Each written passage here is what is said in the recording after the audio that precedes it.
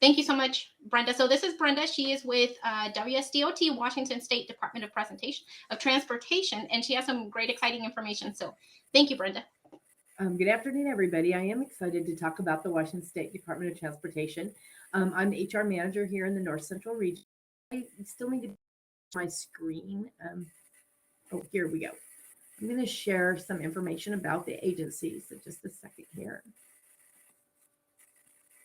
Great. Okay. So we are one of the larger state agencies in the state of Washington. We are made up of 6 different regions, North Central being that long, skinny one you kind of see right in the middle of the state. So we do have cover a lot of area.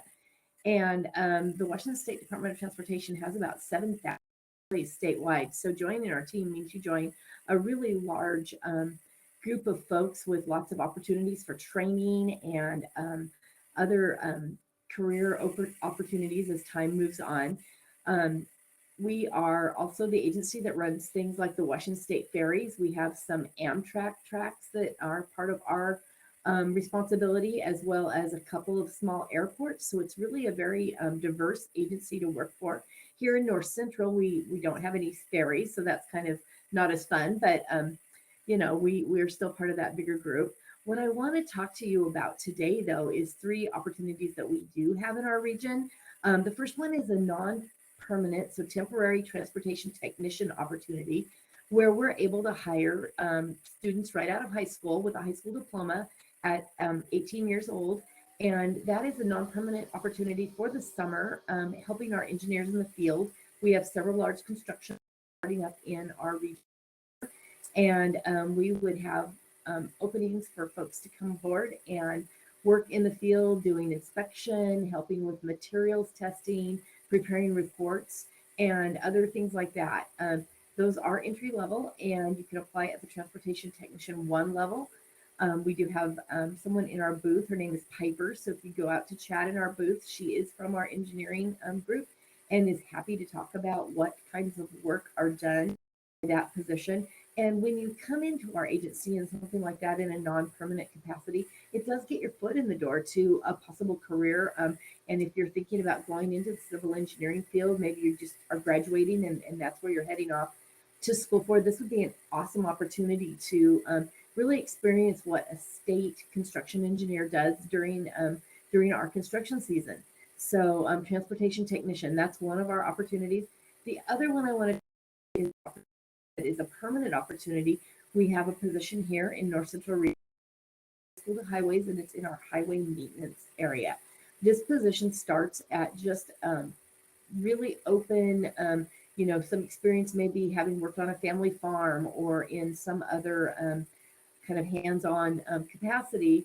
And it's in training from coming right off the street and to getting a CDL, a Class A CDL, and then being someone who joins our team operators. Other maintenance work is, along the roadside, repairing guardrail and doing those kinds of things to keep our highways passable during the winter months, and then in the summer doing things that, patching those potholes and all that stuff that we all find out there as drivers. So this opportunity is a great one because it is a permanent, allows you to come in to state employment and train from the ground level up. So I do have on here also Secretary Senior. Unfortunately, that position has just been filled today, so that one's no longer available. But I do want to put a plug in for someone who has great organizational skills and is thinking about coming to work for the state. Any of our positions in the clerical realm, you can come into with your high school diploma and start your state career. That is how I got to be an HR manager. I started a long time ago now as a clerk typist and worked my way through various learning and training opportunities to the level I'm at. So that's what the state has to offer is a way to build a career and a way to come in and have a long-term career. So anybody have any questions at all? Thank you for that, Brenda. This is such exciting information. I'm checking our discussion, and we have a few people that joined just a little bit ago, so we might have some questions pop up. But in the meantime, what piece of advice would you give to someone who's maybe interested in checking out your opportunities, but maybe has a little bit of hesitation? Or maybe a piece of advice to students who may be joining us today? What classes would you maybe recommend they take to consider if they're interested in pursuing careers with DOT? Well, first off, if you're interested in pursuing, I guess I'll start with the application process.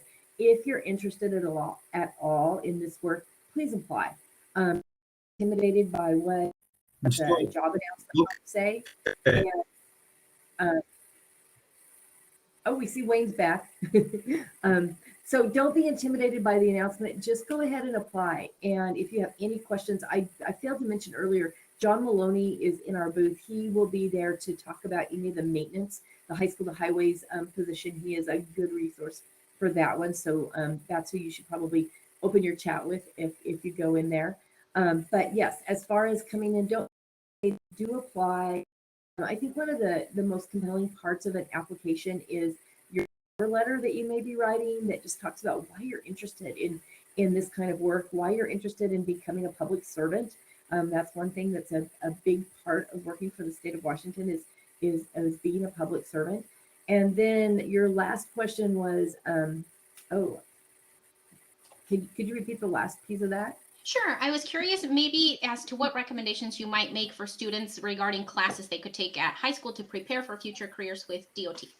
Absolutely. So in the transportation technician or in the transportation engineer series, obviously a lot of math, STEM courses to become a engineer. Of course, there's a lot of pre-work to do on that, but really a focus in math.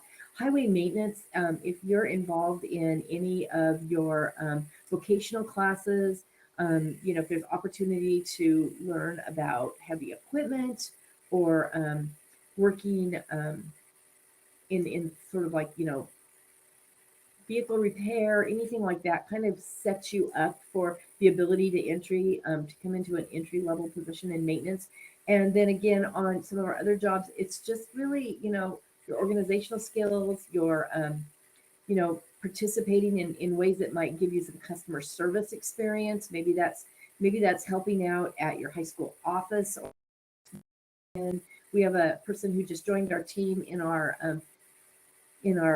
traffic management center, the people that do our dispatch, who had worked at one of our fast food restaurants, and her customer service experience there is one of the things that really helped her and gave her a leg up on the interview process, is just being able to talk about how she has dealt with difficult situations and customers in the past. Because again, that's a lot of being in the public sector is we do interact with people who oftentimes are happy about some of the things, maybe a pothole in the road in front of their home, those kind of things, but just